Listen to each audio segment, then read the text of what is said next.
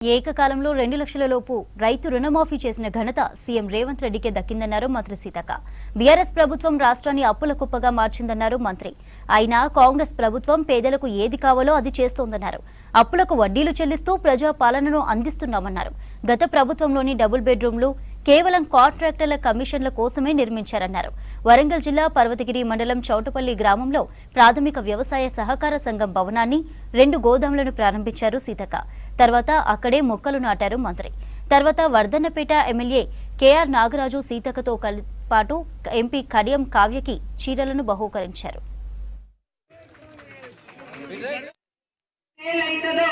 అదే ఆలోచించి మరి సీఎం రేవంత్ రెడ్డి గారు పథకాలను మేము ముందుకు తీసుకురావడం జరిగింది. ముఖ్యంగా ఉచితంగా బస్సు, ఎర్ర బస్సు ఎవరు ఎక్కుతారు? 100% పేదవాళ్ళు, మధ్యతరగతి కుటుంబాలే ఎక్కుతాయి. కానీ మరి గతంలో ఫ్రీగా ఇయ్యలేకపోయినరు. ప్రతి ఇంట్లో ఆడకూతురు ఉంటది, వారికి ఏదో ఒక లాభం జరగాలని మరి బస్సును ఫ్రీగా చేయడం జరిగింది. అదే కాకుండా గతంలో చూస్తే 100 ఎకరాలు ఉన్నటువంటి చైన్లలో కూడా కరెంట్ ఫ్రీ వచ్చింది. ఫామ్ హౌస్లలో కూడా కరెంట్ ఫ్రీ వచ్చింది, పెద్ద పెద్ద ఫామ్ హౌస్లకు.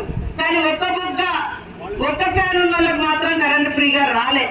కానీ ఈ రోజు మరి ప్రతి నెల 200 యూనిట్ల వరకు ఫ్రీగా కరెంట్ ఇచ్చి పేదింటి బిడ్డలకు న్యాయం జరిగే విధంగా, లబ్ధి జరిగే విధంగా మన ప్రభుత్వం నిర్ణయం తీసుకుంది.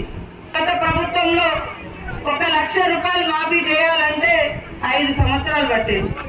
కానీ మరి నెల రోజులలో లక్షలాది మంది రైతులకు 2 లక్షల రూపాయల లెక్క మాఫీ చేసినాం.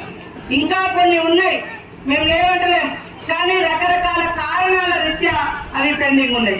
కొన్ని సహకార బ్యాంకులలో కూడా ఏదో కారణాలతోటి పెండింగ్ ఉన్నాయి.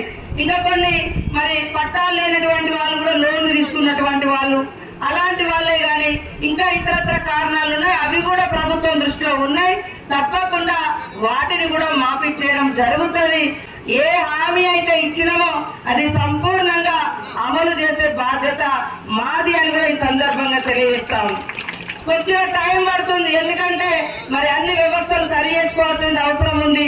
మరొక దిక్కు 1000 కోట్లు ప్రతి నెల అప్పుకు వడ్డీ కట్టాల్సి వస్తుంది. గత ప్రభుత్వం, బీఆర్ఎస్ ప్రభుత్వం, కేసీఆర్ గారు వేసిన అప్పుకు వడ్డీలు కట్టడానికే 1000 కోట్లు పోతుంది.